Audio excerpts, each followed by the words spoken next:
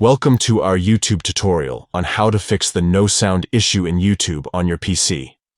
If you're experiencing the frustration of not hearing any sound while watching videos, don't worry, we're here to help.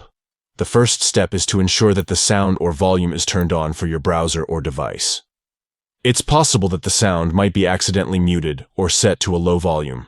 Check the volume settings and make sure it's turned up and not muted. Next, let's check your device's sound settings. Go to the sound control panel or settings on your device and verify that the volume is turned up and not muted. Adjust the volume levels if needed and test it with another application to confirm if the sound is working. If the issue persists, try restarting your browser or device. Sometimes temporary glitches can cause sound problems. Close your browser and reopen it, or restart your device completely. This can often resolve any underlying issues and restore the sound functionality. By following these simple steps, you should be able to fix the no sound problem in YouTube on your PC. Enjoy your videos with clear and crisp sound once again.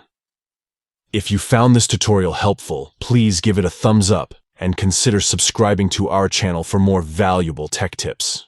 Thank you for watching.